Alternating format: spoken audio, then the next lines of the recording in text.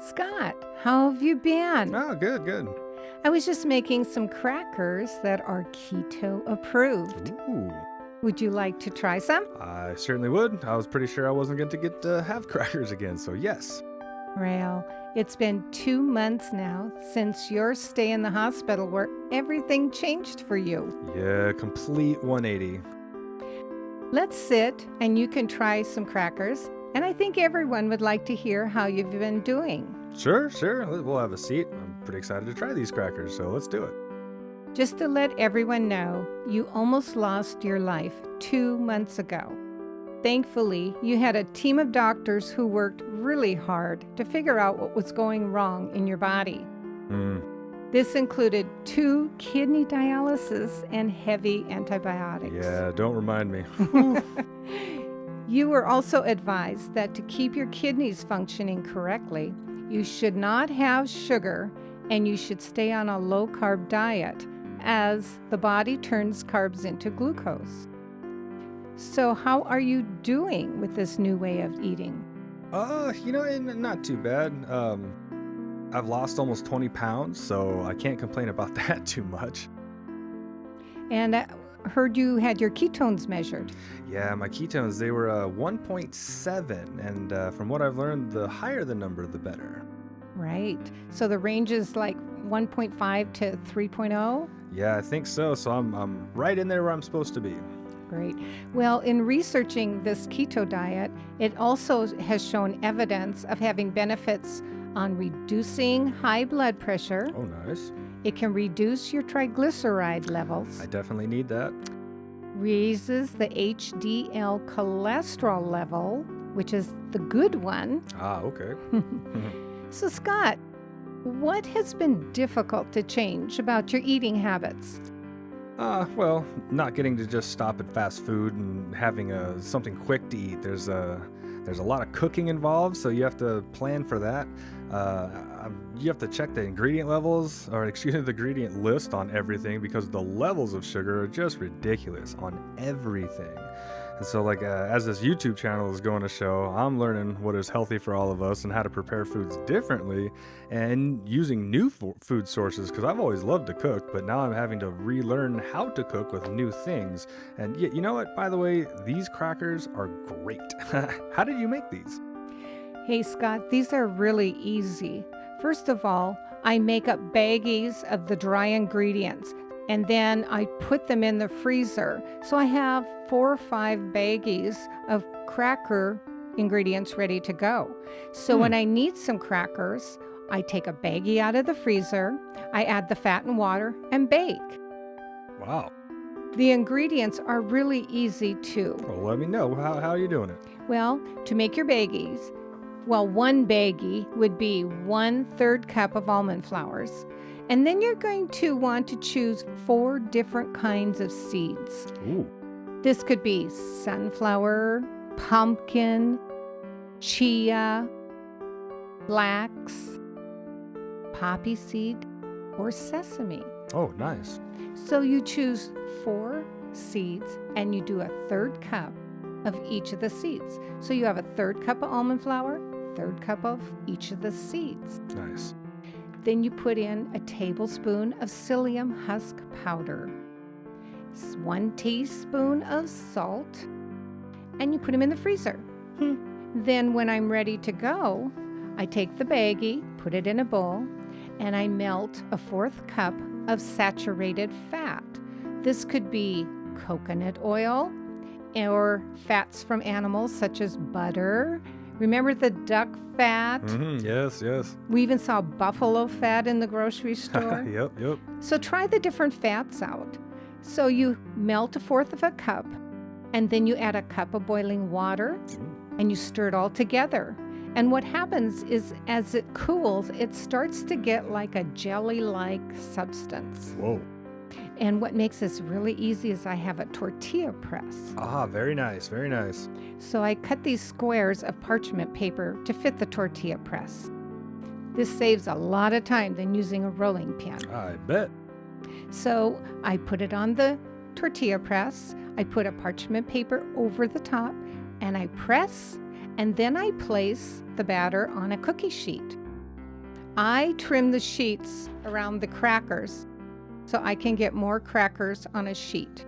Nice. Do you put the parchment paper on the bottom and the top, or just the top? When you bake them, you take the top parchment on, but because they're so jelly-like, you need the parchment paper on the bottom. And you just lift the parchment paper and put them on the cookie sheet. Nice. So what temperature should your oven be at, and how long should you bake them for? Well, I happen to have a convection bake setting on my oven. So this way I can bake 2 trays at the same time. They bake at 300 degrees for about 35 minutes. Nice. So what's next for our videos, Mom? What do you got planned? Let's let everyone know what's coming up in the next few weeks. Well, sure. How about the egg? The egg. The poor vilified egg. You know, eggs are good again. Really now? And so we're going to learn about this natural and very healthful food. Cool.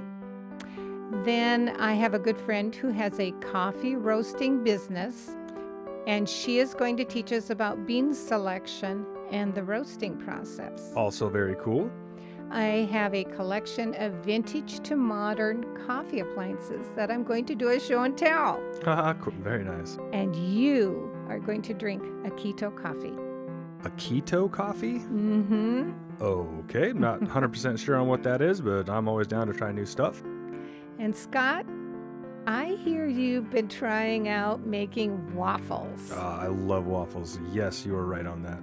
Well, you're going to have to show us how a low-carb waffle is done. I'm totally okay with that.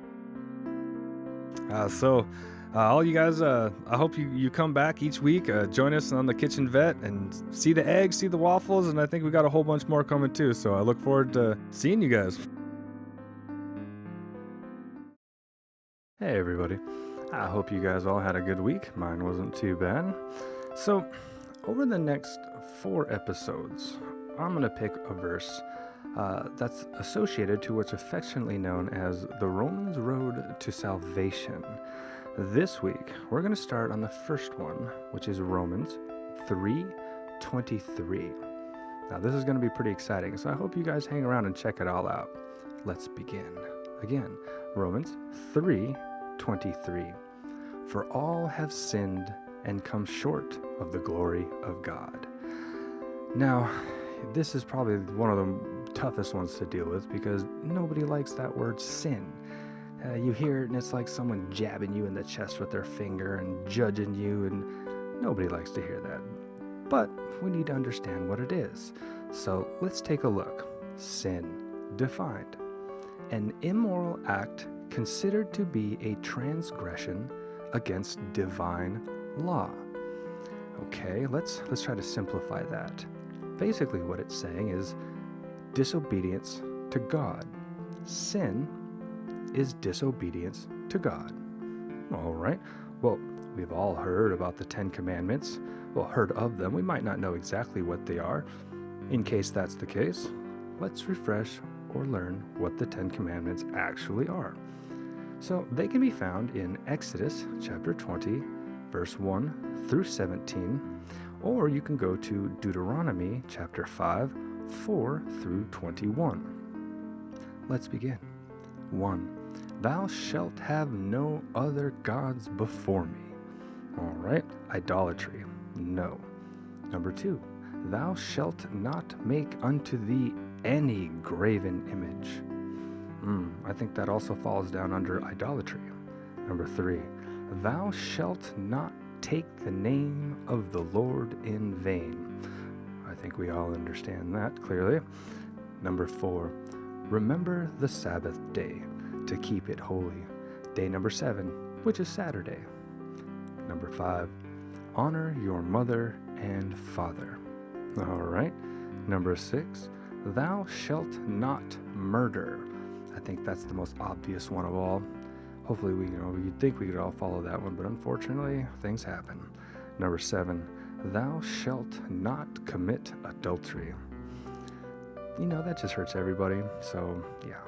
Number 8, thou shalt not steal. Also, I think that's fairly self-explanatory. Number 9, Thou shalt not bear false witness against thy neighbor. What's he saying here? The Lord says, don't lie, don't make things up, be truthful. All right, we got that one. Finally, we have number 10. Thou shalt not covet your neighbor's house, wife, or belongings. See, your life is just as amazing as anybody else's. You're just as important. God has an amazing path just for you. So there's no need to look at somebody else's life and say, boy, I wish I had that, or boy, I wish I was able to do this. And God's got you set up pretty well. Just turn towards him and he'll show you. Now, I think it's safe to say that we all, and I'll repeat, I am no different than anyone else. I have been disobedient to God according to no less than at least one of the 10. And that's unfortunately all it takes to mark you as a sinner. So I'm glad we've got that one out of the way. It is one of the toughest ones. Our next verse we're going to be talking to next week is going to be Romans 6:23. In case you want to get a little head start and kind of see where this is going, if you have access to a Bible, please feel free to jump right on ahead. So again, I hope you all had an amazing week. I look forward to speaking and talking with everybody all next week. Have a good one.